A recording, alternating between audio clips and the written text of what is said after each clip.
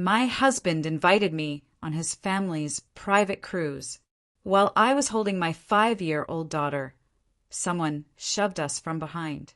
I turned around, and my mother-in-law said coldly, "No one will miss you." As my husband smiled, we fell into the dark sea. But before I begin, please like and subscribe to the channel. And we'd love to hear which part of the world are you joining us from. Let us know. Now, let's dive into today's story. Allison Pike married Brent Calder on a Saturday in March when the wind off the Gulf still had teeth. She wore a simple dress from a department store, and Brent's mother Marilyn watched the ceremony from the front pew with her mouth pressed into a line that could have been a smile if you didn't look too close. Allison had met Brent at a hardware store where he was buying marine-grade sealant, and she was pricing paint for her studio apartment. He had steady hands and an easy way of talking that made her feel like she wasn't being sized up for weaknesses. That mattered more than she wanted to admit. Her own parents had spent 20 years tearing each other apart over unpaid electric bills, and whose fault it was that the car wouldn't start. She'd watched her mother's face go tight whenever the mailbox rattled, watched her father drink cheap beer in the garage while the house fell apart around them. So when Brent talked about the boat repair business his family ran near Bayport, about the steady work and the house with a yard, Allison felt something settle in her chest. Not love exactly, not the wild, reckless kind she'd read about, but safety, the promise of a life that wouldn't shake itself to pieces. "I can give you something solid," Brent had said the night he proposed, his voice quiet in the cab of his truck. "Nothing fancy but steady. You won't have to worry." She'd said yes because worry had been chewing at her bones for as long as she could remember, and the idea of putting it down felt like oxygen. The wedding was small. Marilyn handled most of the arrangements, which meant Allison's input was acknowledged with tight nods and then quietly overruled. The flowers were white roses instead of the wildflowers Allison had mentioned. The cake was vanilla buttercream instead of lemon. The reception ended early because Marilyn had a headache. "You should be grateful," Brent said later that night in the hotel room that Marilyn had booked for them. "Mom did all that work. It's not like your family helped." Allison had turned her face toward the window and said nothing. Her parents hadn't come. Her mother sent a card with $20 folded inside and a note that said, "Hope it works out better for you." Her father didn't call. The first year of marriage, Allison worked part-time at a daycare center 15 minutes from the house. The pay barely covered gas, but it kept her out of Marilyn's direct line of fire for 8 hours a day. She learned the names of 18 children under 5 and taught them how to tie their shoes and share crayons. She wiped noses and sang songs and came home smelling like hand sanitizer and graham crackers. Brent worked at the marina with his father, though his father was mostly a ghost now, a man who sat in the office with the blinds drawn and didn't talk about the numbers. The business was older than Allison's marriage, older than Brent himself. 3 generations of Calders had fixed boat engines and patched hulls and kept the Gulf Coast fishermen and weekend sailors afloat. But the work was drying up. New repair shops had opened closer to Houston, with better equipment and faster turnaround times. The Calders were losing customers the way a sinking ship loses water. Slow at first, then all at once. Marilyn never said the business was failing. She said things like, "We're tightening up and being smart with resources and weathering a rough season." But Allison heard the way her voice sharpened when she talked to Brent, heard the way she said his name like an accusation. "You need to fix this," Marilyn said one afternoon when Allison was folding laundry in the kitchen, and Marilyn thought she wasn't listening. "Your father built something, and you're letting it die." "I'm doing everything I can," Brent said, his voice strained. "Are you? Because from where I'm standing, you're playing house with a girl who doesn't understand what we need." Allison's hands stilled on a towel. She didn't turn around. "That's not fair," Brent said, but his voice had no weight behind it. "Fair." Marilyn's laugh was sharp. "You married someone who brings nothing to the table." No money, no connections, no sense. And now we're drowning. Allison waited for Brent to defend her, to say something, anything that would draw a line. He didn't. I'll figure it out, he said finally. Marilyn's voice softened into something worse than anger. I know you will, sweetheart. You always do. Allison finished folding the towels with mechanical precision. She carried them upstairs and put them away. She didn't mention what she'd heard. That night, Brent climbed into bed beside her and kissed her shoulder like nothing had happened. Allison stared at the dark ceiling and felt the first cold thread of understanding wrap around her ribs. She had married safety, but safety, she was learning, had conditions. Holly was born 16 months into the marriage, and for a brief window of time, Allison thought things might soften. Babies were supposed to do that, pull families together, smooth rough edges. But Marilyn treated Holly's arrival like a performance review Allison had barely passed. She's small, Marilyn said in the hospital room, holding Holly with the kind of grip that looked more dutiful than affectionate. Was she early? 2 days late, actually, Allison said, her voice still raw from hours of labor. Marilyn made a small sound in her throat. Well, hopefully she grows into herself. Allison wanted to take her daughter back, wanted to say something cutting and final that would burn the air between them. But exhaustion pressed her into the pillows, and Brent stood near the window looking at his phone, pretending not to hear. Motherhood didn't make Allison softer. It made her sharper, more focused. Holly needed things, formula, diapers, pediatrician visits, clothes that fit for approximately 3 weeks before she outgrew them. Allison went back to the daycare part-time when Holly was 3 months old, this time bringing her daughter along. She saved every receipt, tracked every dollar, made grocery lists that accounted for sales and coupons and generic brands. Marilyn criticized anyway. You're dressing her in that, she'd say, eyeing Holly's hand-me-down onesie. There's a boutique downtown. I could take you. We're fine, Allison would say. Are you? Because Brent mentioned you're still working at that daycare. I thought you'd be home with her. The money helps. Does it? Marilyn's smile never reached her eyes. Or does it just make you feel useful? Allison learned to swallow responses, to count to 10, to breathe through the tightness in her chest, and remember that arguing with Marilyn was like arguing with weather, pointless and exhausting. But at night, when Holly slept in her crib and Brent snored beside her, Allison would lie awake and add up numbers in her head. How much they owed, how much they earned, how far behind they were falling. She started noticing things. Bills that came marked final notice. Phone calls Brent took outside. The way Marilyn's visits became more frequent, her voice more urgent when she and Brent talked behind closed doors. One evening, Allison was putting Holly to bed when she heard Marilyn's voice rise from downstairs. It's not sustainable, Brent. The lease is up in 4 months. If we can't make payments...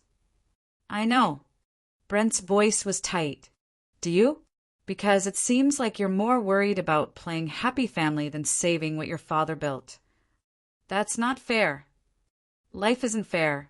You think I wanted to be in this position. I worked my whole life for this business, and now... We'll figure something out. With what money? Marilyn's voice dropped lower, and Allison had to strain to hear. Unless you do what I suggested. Silence. Then Brent, I don't know if I can. You can't afford not to. Allison stood frozen in the hallway, Holly's warm weight against her shoulder.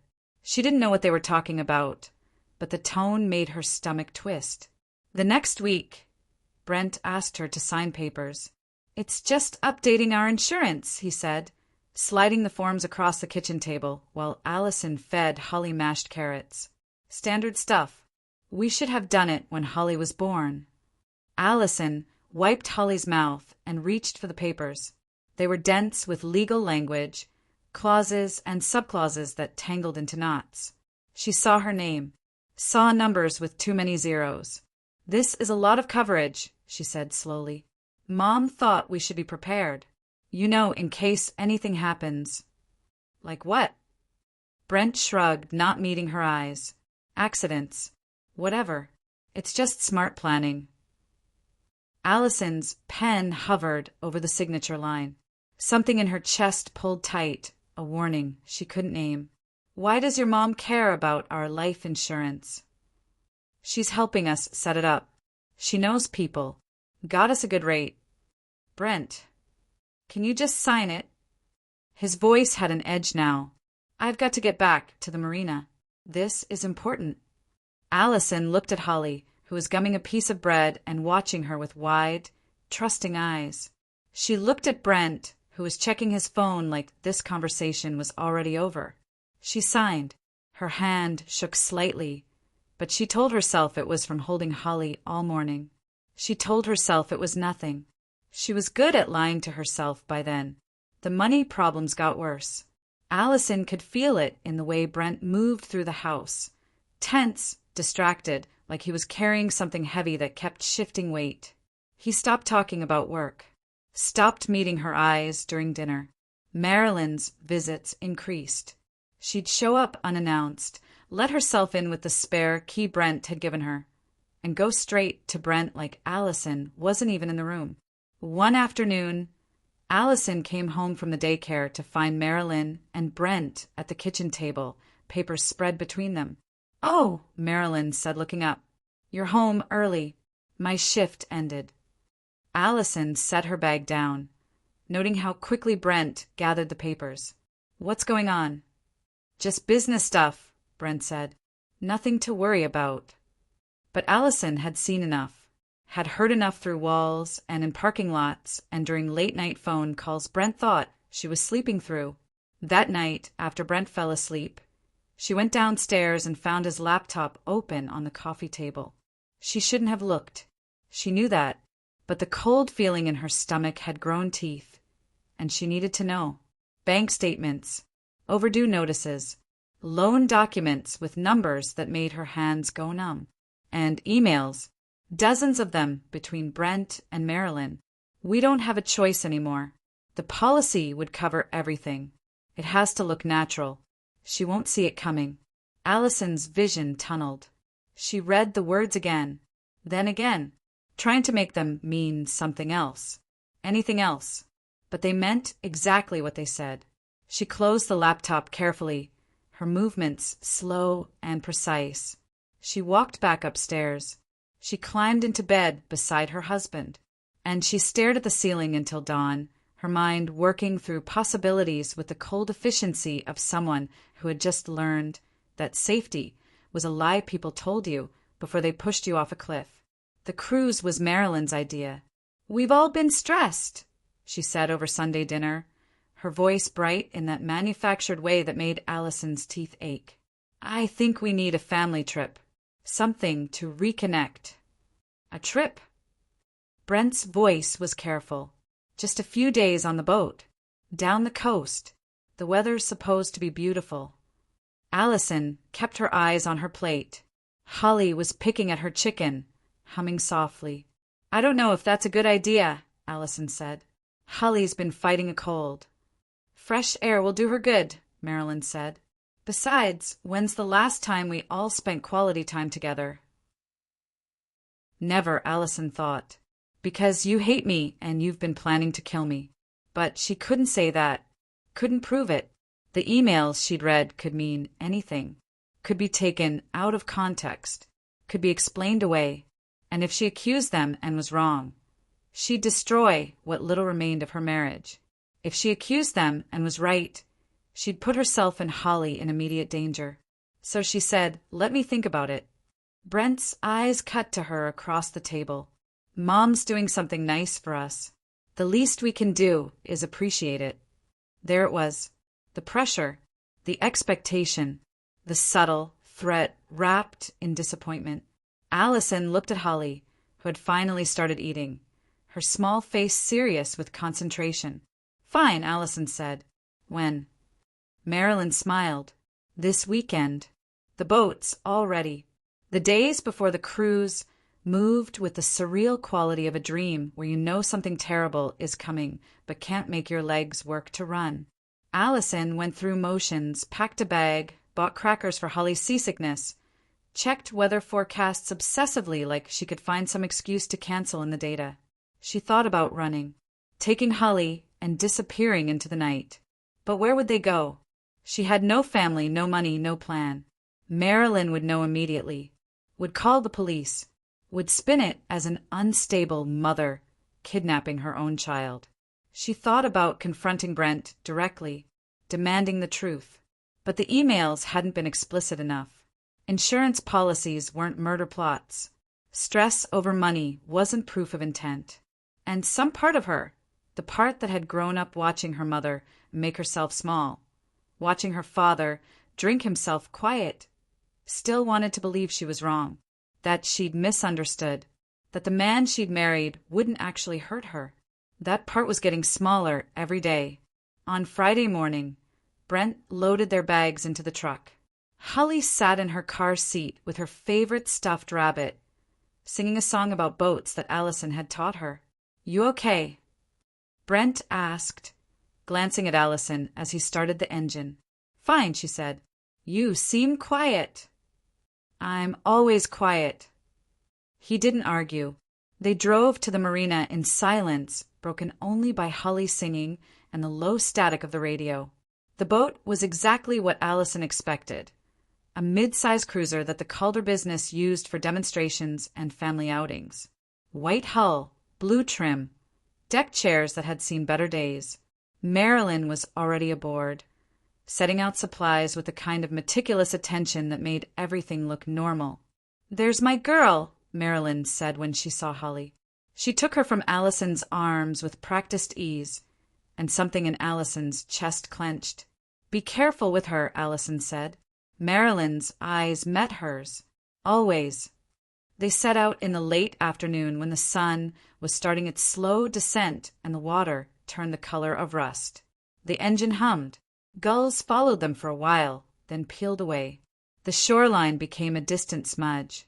Allison kept Holly close. She watched Marilyn. She watched Brent. She tried to read their faces for confirmation of what she feared, but they were good at hiding.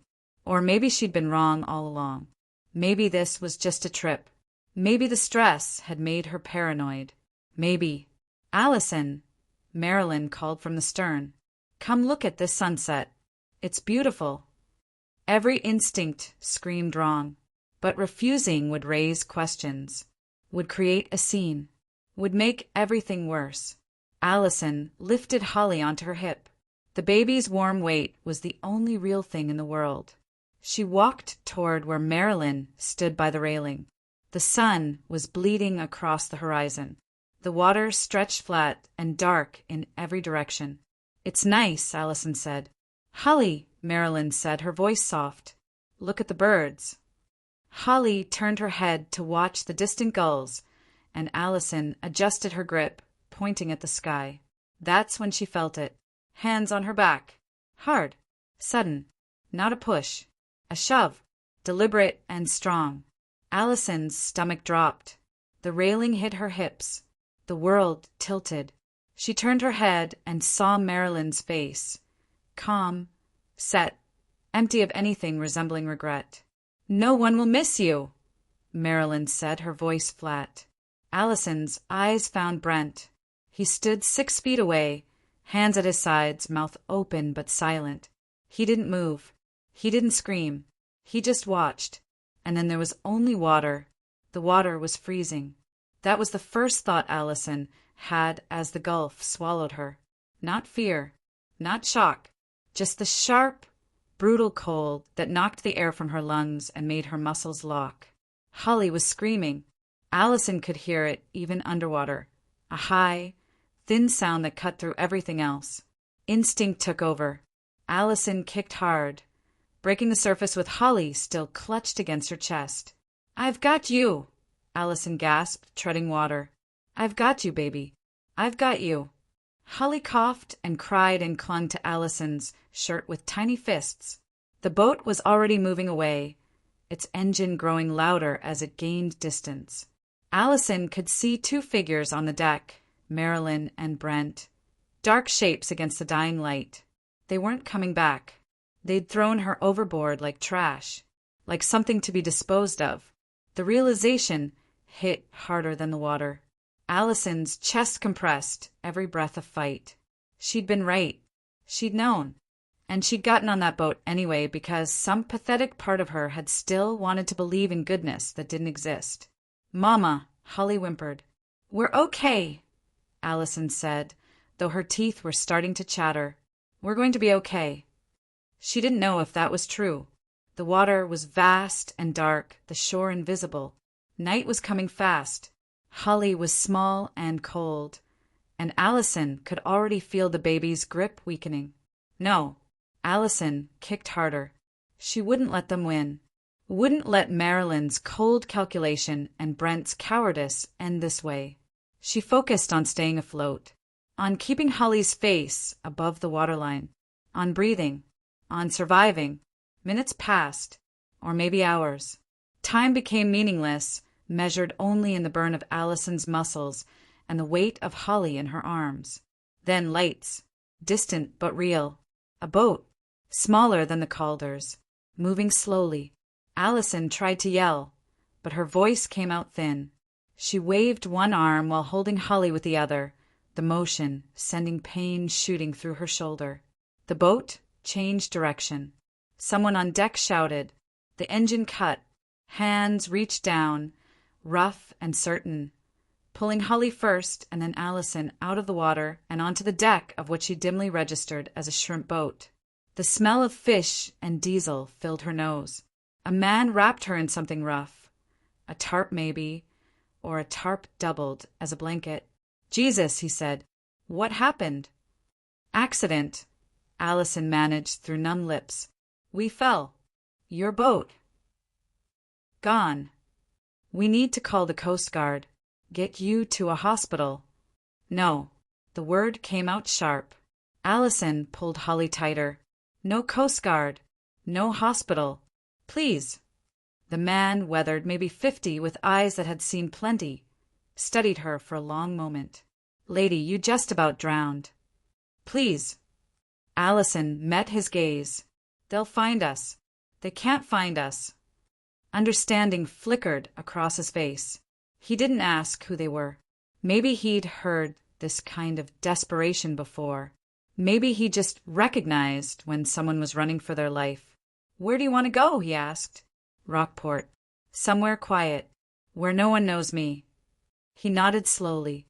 "My cousin runs a motel there. Place called the Sandpiper. Nothing fancy, but he won't ask questions if I tell him not to." "Thank you," Allison whispered. The man, he said his name was Raymond, gave her dry clothes from the crew's stash, sweatpants too big, a t-shirt that smelled like someone else's cigarettes. He made weak coffee in a dented pot and let her sit in the wheelhouse while they motored toward shore. Holly fell asleep against Allison's chest, her breath evening out. Allison held her and stared at the dark water and felt something fundamental shift inside her. The woman who had boarded that cruise boat was gone. Drowned. What came back was harder, colder. Someone who understood exactly what people were capable of when money mattered more than life. By the time Raymond docked at a small marina near Rockport, the sky was fully dark. He drove them to the Sandpiper Motel in his truck that smelled like bait and ocean. The motel was exactly what he'd promised, nothing fancy. Single story, paint peeling, neon sign flickering against the night. Raymond's cousin barely looked up when they walked in. He handed over a key, took the cash Raymond gave him, and went back to his phone. Room 7. Thin carpet. 2 beds with quilts that had seen decades. A bathroom with water pressure that came and went. But it was warm. It was dry. It was theirs. Allison locked the door. Put Holly in one of the beds, still dressed in the too large shirt Raymond had given her. She sat on the edge of the other bed and let herself shake. Not from cold anymore. From fury. By morning, the news had found them. Allison sat in the motel room with the TV volume low, Holly still sleeping, and watched her own face appear on the screen. Old photo, probably from Facebook or her driver's license. Missing and presumed drowned after an accident on a family cruise. The Coast Guard is searching the area, but authorities say the chances of survival are slim. Allison Pike, 29, and her daughter Holly, 3, were. Allison's hands curled into fists. The next segment showed Marilyn on the dock, flanked by reporters. She wore black. Her face was carefully composed. Grief performed with precision. "We don't understand what happened," Marilyn said, her voice breaking exactly right. One moment they were there. The next, she covered her mouth. Cameras flashed. Brent stood beside her, his face pale, eyes down. He looked hollowed out, broken. Allison felt nothing. No sympathy. No remnant of the love she'd once tried to convince herself existed. He'd watched his mother push her into the gulf. He'd done nothing. That was all she needed to know. She turned off the TV. Holly stirred but didn't wake. Allison walked to the small bathroom mirror and looked at herself. Hair still damp. Face pale. Eyes different, harder, sharper than they'd been yesterday. She barely recognized herself. Good. The old Allison was dead. The one who'd swallowed words and signed papers she didn't understand and believed that keeping quiet meant keeping safe. This new version knew better. This version was going to make them pay. Allison spent the day in survival mode. Raymond's cousin kept the room off the books. She couldn't use her cards. That would leave a trail. She had $53 in her wallet and nothing else. She walked to a payphone outside a gas station and called the one person she could think of who might help. Louise, her supervisor from the daycare. They hadn't been close, but Louise was kind and practical and had once mentioned her sister was a lawyer. "Louise, it's Allison." Silence on the other end. Then Allison? But the news said. "I know what the news said. I need help. Please don't tell anyone I called." Louise's breath hitched. "Are you safe?" "For now." "What happened?" Allison closed her eyes. "They tried to kill me. My husband and his mother. They pushed me off their boat." Another silence. Then Louise's voice, steady. "Where are you?" "Rockport. A motel called the Sandpiper. Stay there. Don't go anywhere. I'm calling my sister. She does legal aid. If what you're saying is true." "It's true." "Then you need protection. And evidence. Do you have any evidence?" Allison thought about the emails she'd seen on Brent's laptop. "Maybe. I don't know. We'll figure it out. Just stay put." Louise hung up. Allison walked back to the motel, Holly's hand in hers, and tried not to think about what came next. Louise's sister arrived that afternoon. Her name was Patricia, 40-something. Gray hair pulled back, eyes that evaluated without judgment. "Tell me everything," Patricia said. So Allison did. The failing business. The insurance policy she'd signed without understanding. The emails. The way Marilyn and Brent had talked in hushed voices about things that had to be done. The cruise. The push. The cold calculation in Marilyn's eyes. Patricia took notes on a yellow legal pad, her pen moving quickly. "Can you prove any of this?" she asked when Allison finished. "Not yet, but the insurance policy exists. Someone can check it. And the emails? On Brent's laptop, if they haven't deleted them." Patricia tapped her pen against the pad. "This is serious. Attempted murder. Conspiracy. But without evidence." "I know." Allison's voice was flat. "They're going to say it was an accident, that I lost my balance, that they tried to save me but couldn't. Will anyone back your version?" "The crew on the boat, but I don't know what Marilyn told them, what she paid them to say." Patricia nodded slowly. "We need to be strategic. If you come forward now without solid proof, they can paint you as unstable, a grieving mother who can't accept an accident. So what do I do?" "We build a case. Find witnesses. Document everything you remember. Get medical records from your rescue. Hypothermia, trauma. anything that supports your story. And we need to prove motive. The insurance money is key. How long will that take? Weeks, maybe months. Allison looked at Holly, who was drawing on motel stationery with a pen Patricia had given her. The baby's hand moved in careful circles, her tongue caught between her teeth in concentration. They think we're dead, Allison said quietly. That might be an advantage, Patricia replied. Let them believe it. Let them get comfortable. People make mistakes when they think they've won. The days blurred together. Allison stayed in the motel room, surviving on cheap food from gas stations and trying to keep Holly entertained with coloring books and stories. She couldn't risk being seen. Couldn't risk someone recognizing her and calling the police, or worse, calling Brent. Patricia came every few days with updates. The insurance policy was real. $250,000, with Brent as the sole beneficiary. Enough to clear the Calder business debts and keep them afloat for years. The policy had been taken out 4 months earlier, right after Marilyn had started visiting more often. That's premeditation, Patricia said. They planned this. Allison already knew that, but hearing it confirmed, hearing someone else validate what she'd known in her gut, made something crystallize inside her. They'd looked at her and seen money, a problem to be solved, an obstacle to remove. Patricia also found the deckhand who'd been working the cruise boat that night. His name was Marcus, no wait, Daniel, young guy, early 20s, who'd needed the job badly enough not to ask too many questions when Marilyn hired him for the night. He heard them arguing, Patricia said, Marilyn and Brent, before you came on deck. Marilyn said it has to be now, before she figures it out. Allison's chest went tight. Will he testify? He's scared, but yeah, he will. 2 weeks after the push, Patricia told Allison it was time. We have enough, she said. Medical records from the shrimp boat crew, Daniel's testimony, the insurance policy, the timeline.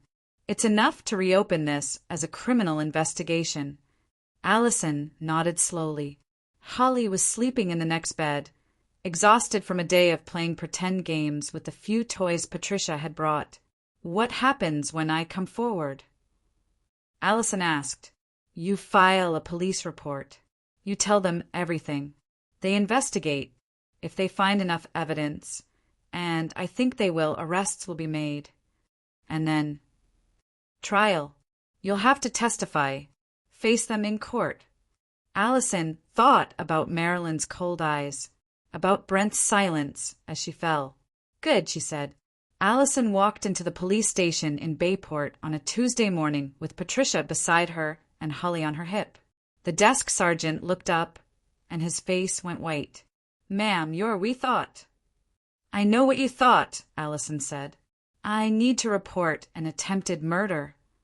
The next hours were a blur of statements and questions and skeptical looks that slowly turned into grim certainty as Patricia laid out the evidence. The insurance policy, Daniel's testimony, the medical records showing Allison and Holly had been pulled from the water miles from where the boat should have been. By evening, 2 detectives were sitting across from Allison in an interview room, recording everything. Walk us through it again, the older one said. From the beginning. So she did. Every detail, every moment, the push, the water, the way Marilyn's face had looked, calm, resolved, empty. And your husband? The younger detective asked. He watched, Allison said. He stood there and watched his mother try to kill his wife and daughter, and he did nothing. The detective's jaw tightened. We'll need to bring them in for questioning. Do it, Allison said. The arrests happened 2 days later. Allison wasn't there, but Patricia described it afterward. Police showing up at the Calder house at dawn. Marilyn answering the door in her robe. Face going from confusion to fury to something close to panic. Brent being led out in handcuffs, his head down, refusing to speak.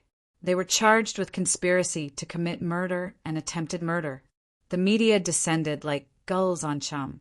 The story had everything: family business drama insurance money, a mother and daughter who'd survived against odds. Allison's face was everywhere again, but this time she wasn't missing. She was alive, and she was angry. Brent's lawyer reached out. Said Brent wanted to talk, wanted to explain. Tell him no, Allison said. He's claiming coercion, Patricia said. Says his mother pressured him. That he panicked. I don't care. It might help the prosecution if you heard what he has to say. Shows you're willing to. No.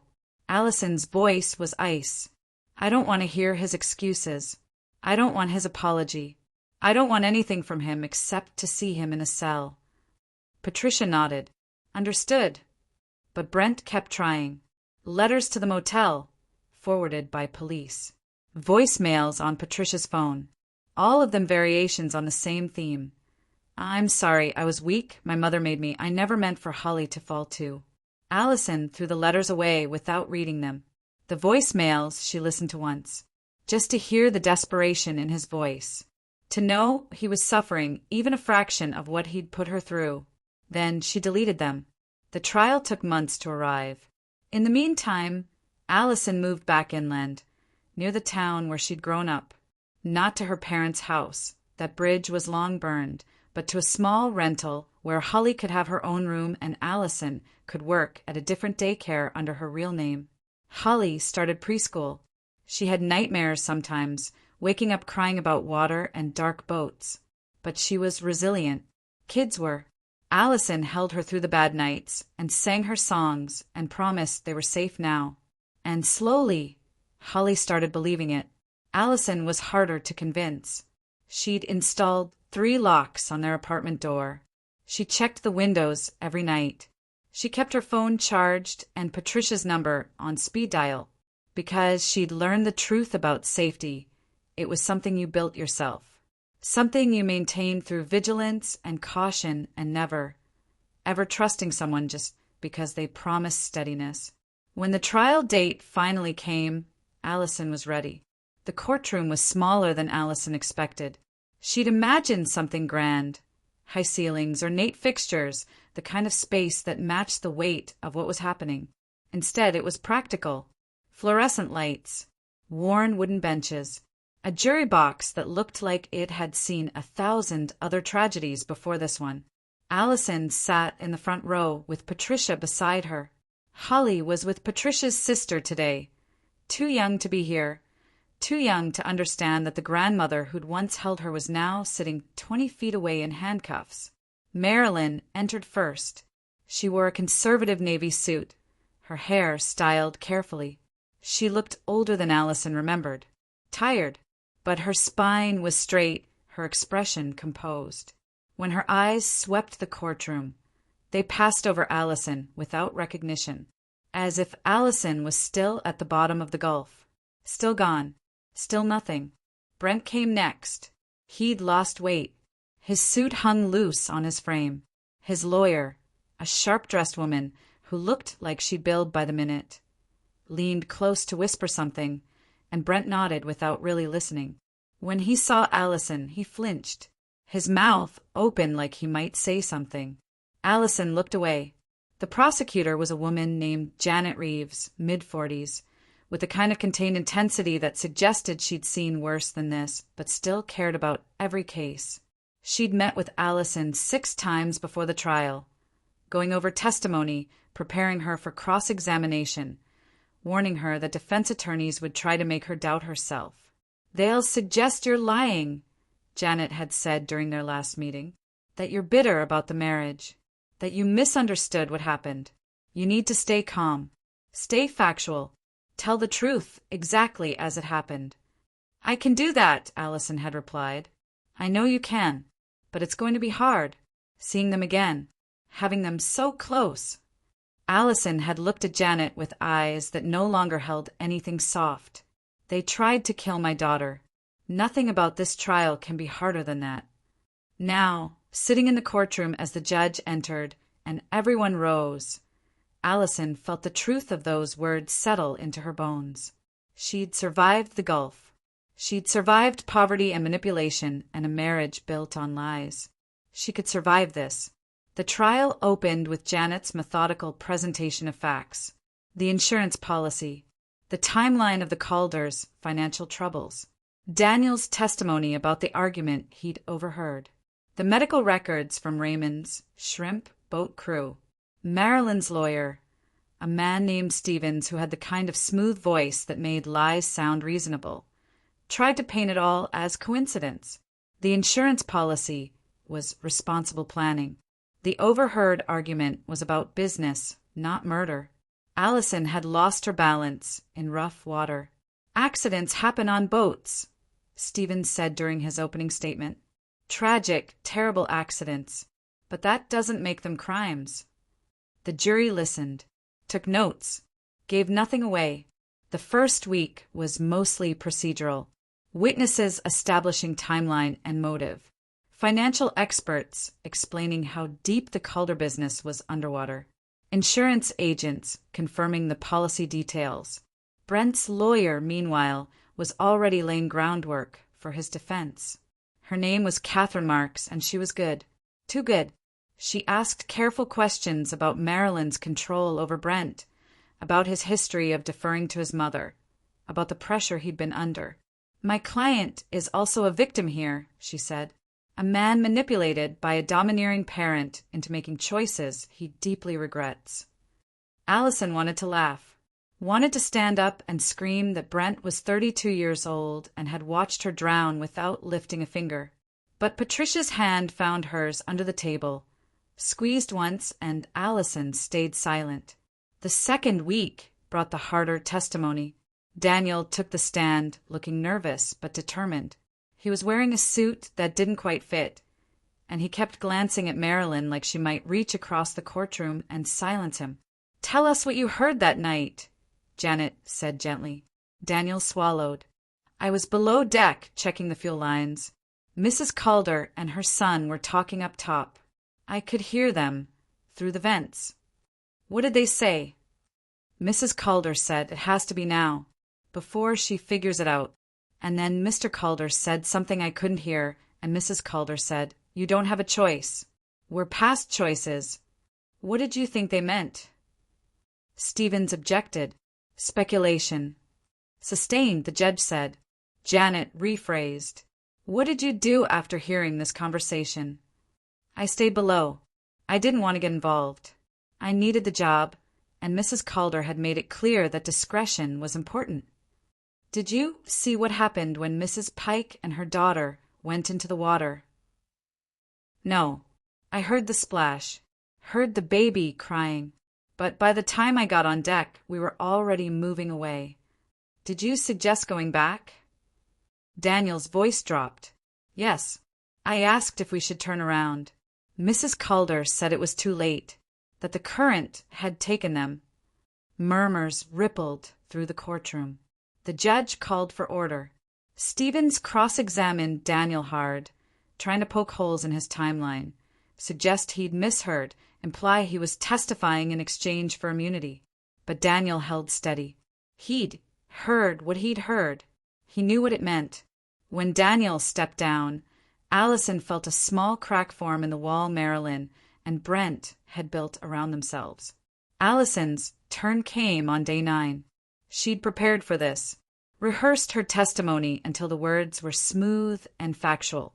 Patricia had warned her that showing too much emotion would make her seem unstable, but showing too little would make her seem cold. "Just tell the truth," Patricia had said.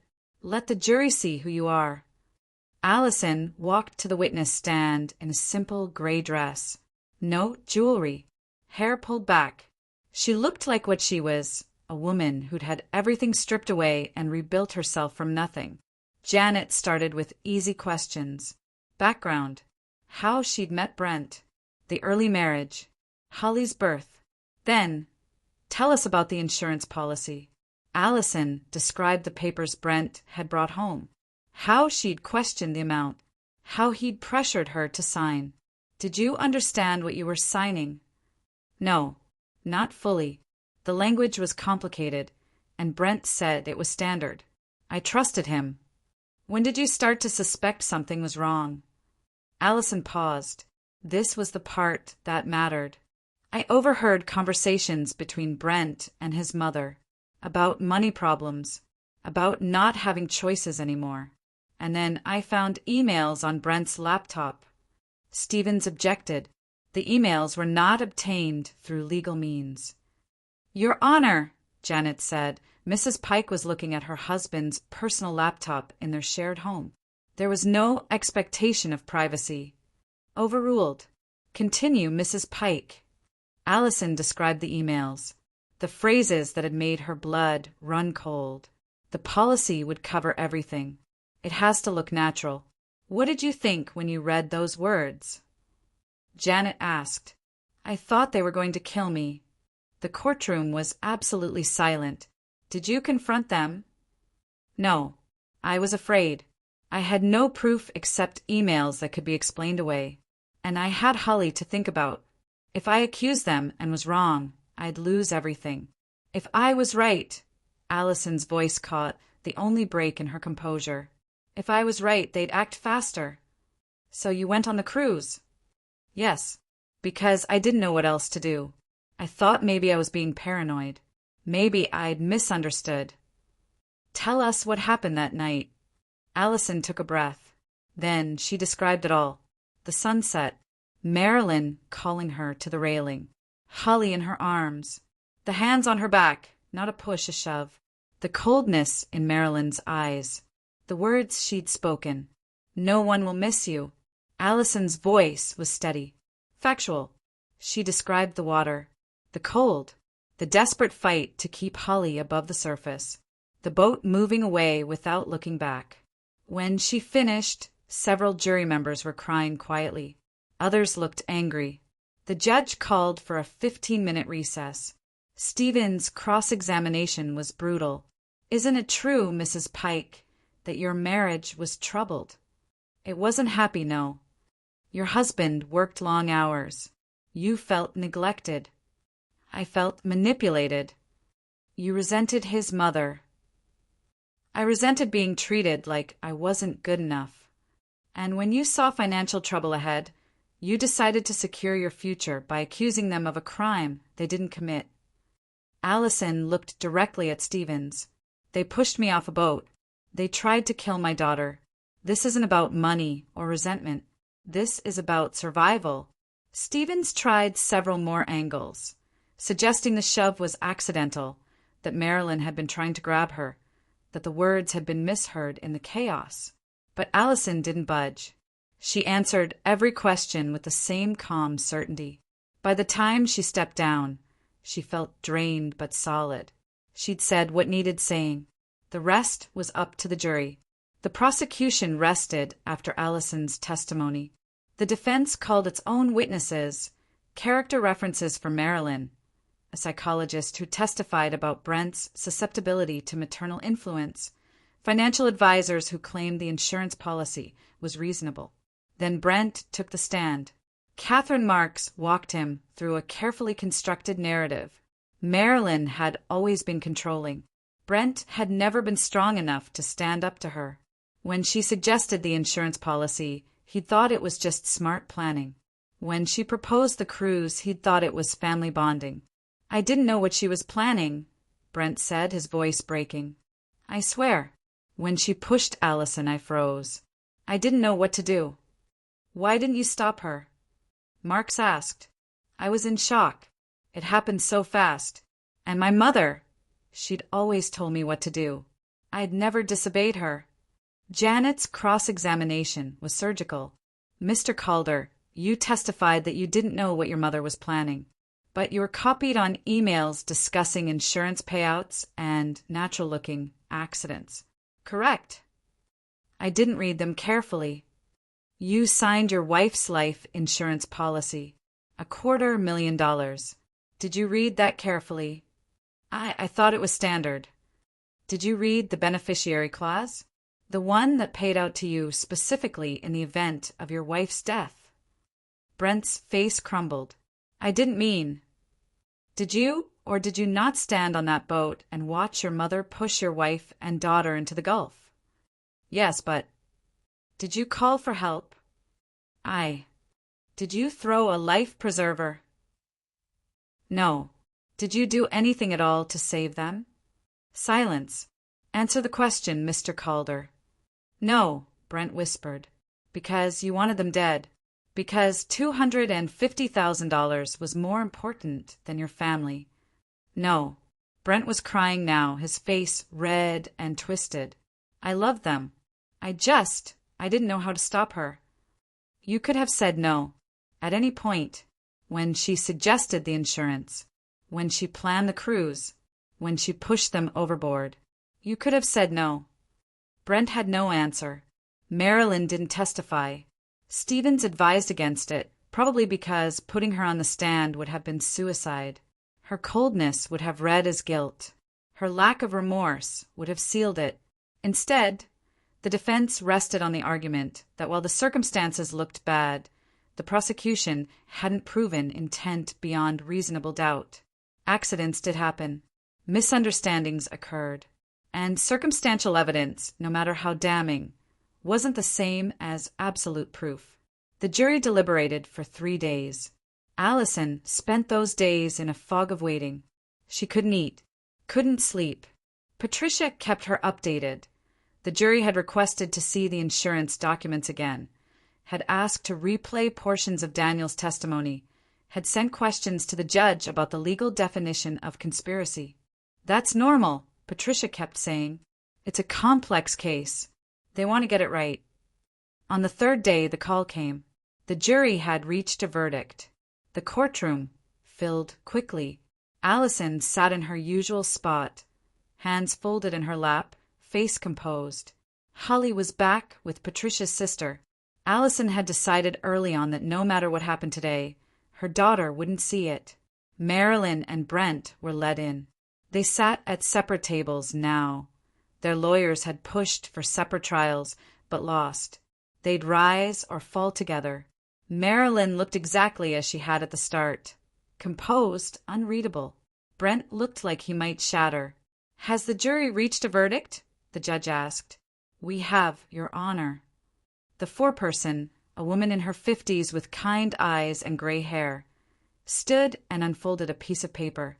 In the matter of the state versus Marilyn Calder on the charge of conspiracy to commit murder, we find the defendant guilty. The courtroom erupted. The judge banged his gavel. Marilyn's face didn't change, but her hands tightened on the table. In the matter of the state versus Marilyn Calder on the charge of attempted murder, we find the defendant guilty. More noise. More gaveling. Allison sat perfectly still. In the matter of the state versus Brent Calder on the charge of conspiracy to commit murder, we find the defendant guilty. Brent's head dropped into his hands. His shoulders shook. In the matter of the state versus Brent Calder on the charge of attempted murder, we find the defendant guilty. It was over. Allison exhaled slowly. Patricia squeezed her hand. Around them, people were crying and hugging and whispering. The judge was calling for order, setting a date for sentencing. But Allison just sat and watched Marilyn being led away in handcuffs. Watched Brent crying as his lawyer tried to comfort him. Watched them disappear through a door that would lead to cells and years and consequences they'd earned. She felt no joy, no relief, just a cold, clear certainty. Justice wasn't about feeling better. It was about balance, about making sure the people who did harm couldn't do it again. And now they couldn't. The sentencing came 6 weeks later. Marilyn received 30 years. The judge called her actions calculated and cold-blooded, said she'd shown no remorse and no recognition of the value of human life. She'd be eligible for parole eventually, but by then she'd be in her 80s. She'd leave prison as an old woman if she left at all. Brent received 15 years. His lawyer had argued for leniency based on his mother's influence, his cooperation with investigators, his clear remorse. The judge acknowledged the psychological manipulation, but noted that Brent was an adult who'd made choices, who'd stood by while his wife and daughter drowned, who'd valued money over love. You had opportunities to stop this, the judge said. You chose not to. That choice has consequences. Neither Marilyn nor Brent looked at Allison during sentencing. Marilyn kept her eyes forward, her expression blank. Brent kept his eyes down, his face wet. Allison watched them both without blinking.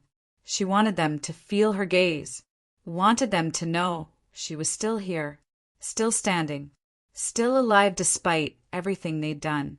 When it was over, reporters swarmed the courthouse steps. Allison stood with Patricia, cameras flashing, microphones thrust forward. "Mrs. Pike, how do you feel about the verdict? Are you satisfied with the sentences? What's next for you and your daughter?" Allison held up a hand. The noise quieted slightly. "I'm not going to celebrate," she said. "Two people are going to prison for trying to kill me. That's not something to cheer about. But it's justice, and that matters. Will you forgive them?" The question came from somewhere in the back. Allison couldn't see who'd asked. She thought about it for a long moment. About Brent's tears and Marilyn's coldness, and the way some people thought forgiveness was a requirement for healing. "No," she said finally. "Forgiveness isn't something they've earned. They made choices. Now they live with them. That's how it should be. What about your daughter? How is she?" "She's safe. She's healing. That's all that matters." Patricia guided Allison away then, through the crowd, and to a car waiting at the curb. They drove back to the apartment in silence. Holly was waiting when they arrived. She'd spent the day with a babysitter who'd let her paint and eat mac and cheese and watch cartoons.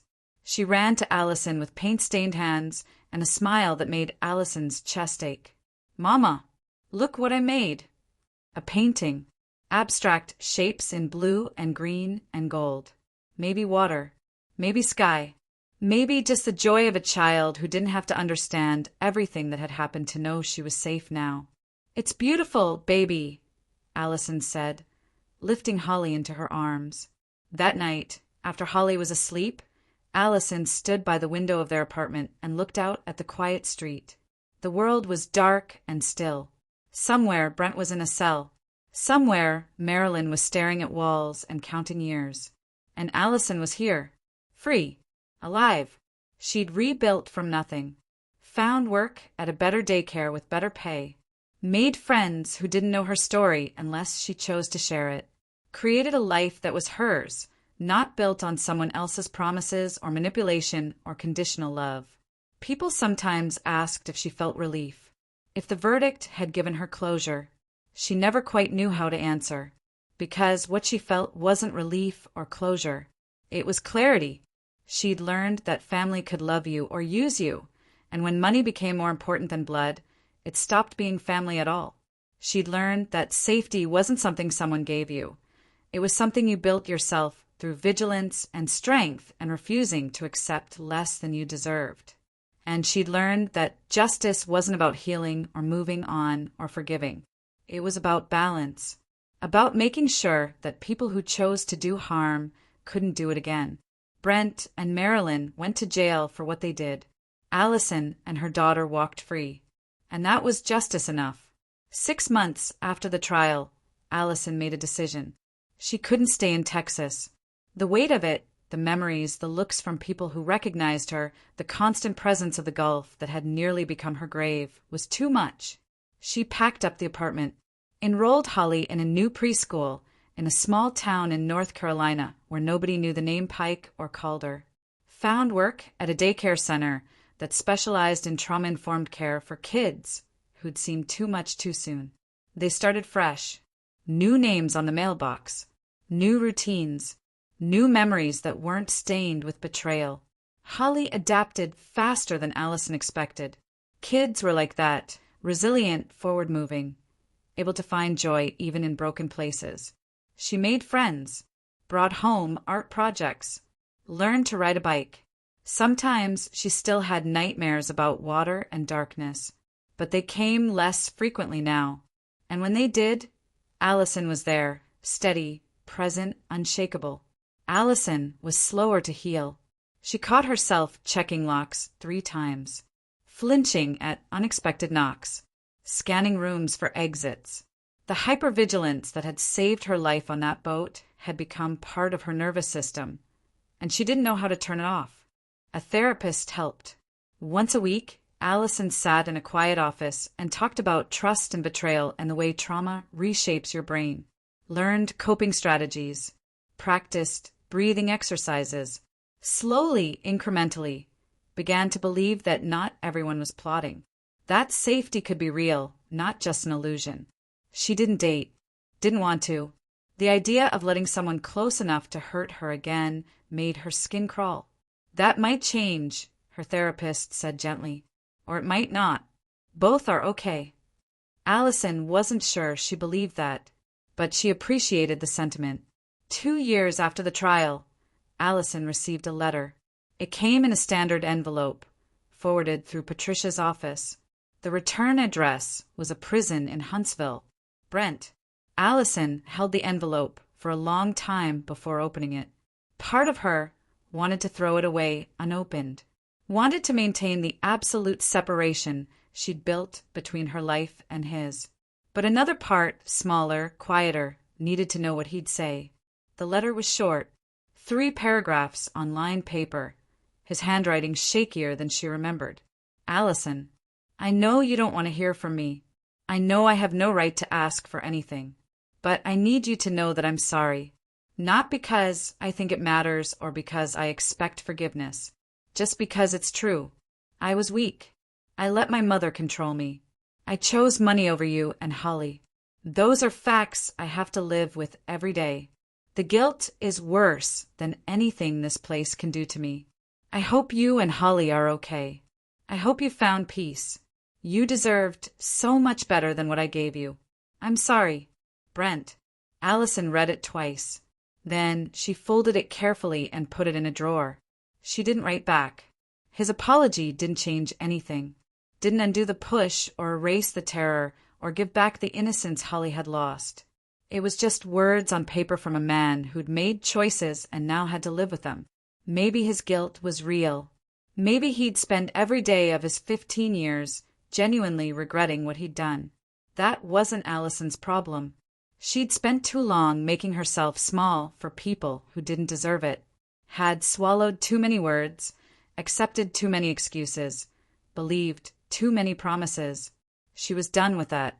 Brent wanted absolution, wanted her to write back and say she understood, that she forgave him, that his weakness was somehow excusable. But understanding wasn't the same as forgiving, and forgiveness wasn't something she owed anyone. She closed the drawer and went to make dinner. Holly was in the living room, building something elaborate with blocks and narrating a story about dragons and princesses. Her voice was bright and sure, untouched by the weight Allison carried. And that was enough.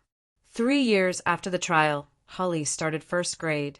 She was 6 now, gap-toothed and confident, with Allison's eyes and a laugh that could light up rooms. She'd stopped asking about her father and grandmother, stopped waking up with nightmares. The past had receded into something distant and manageable, not gone, but no longer defining. Allison had found her own rhythm. Work, home, therapy, repeat. She'd made a few friends, cautious friendships built slowly, tested carefully. She'd learned to recognize red flags in people. The ones who asked too many questions too quickly. The ones who made promises they couldn't keep. The ones who expected her to be grateful for basic decency. She walked away from those people without guilt. On Holly's 6th birthday, they had a small party. 3 kids from school, pizza, a cake from the grocery store bakery.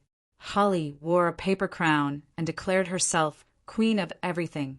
Allison watched her daughter laugh and play and felt something shift inside her. Not healing exactly. She wasn't sure she'd ever fully heal. But adaptation, growth, the slow, steady work of rebuilding a life from wreckage. That night, after Holly was asleep and the apartment was quiet, Allison sat at the kitchen table with a cup of tea and thought about everything that had led her here. The marriage that had looked like safety but was really a trap. The family that had valued her life at $250,000. the cold water, and the desperate fight to survive. The long, brutal process of justice. She thought about the woman she'd been before the boat. Small, compliant, afraid to take up space. That woman was gone, drowned alongside the illusion that keeping quiet meant keeping safe. What remained was harder, sharper. Someone who knew exactly what people were capable of and refused to be a victim twice. Some people would call that bitter, cold, unforgiving. Allison didn't care. She'd learned that strength wasn't about being nice or accommodating or making others comfortable. It was about knowing your worth and defending it fiercely. About teaching your daughter that safety was something you built, not something you accepted from someone else's hands. The Calders were in prison where they belonged. Their business had collapsed without them. Sold for parts, the building leased to a coffee shop. The family name that had meant something once meant nothing now. And Allison had exactly what she'd married Brent to find. Stability, security, a quiet life. The difference was she'd built it herself. She finished her tea and washed the cup, checked the locks one last time, looked in on Holly, who was sprawled across her bed with her stuffed rabbit tucked under one arm. Tomorrow she'd wake up and go to work. Help kids learn to share and be kind and find their voices. Come home and make dinner and read bedtime stories. Do the small, steady work of living. It wasn't the life she'd imagined at 23 when she'd said yes to Brent's proposal. It was harder, lonelier in some ways, but it was hers. Completely, entirely, unshakably hers.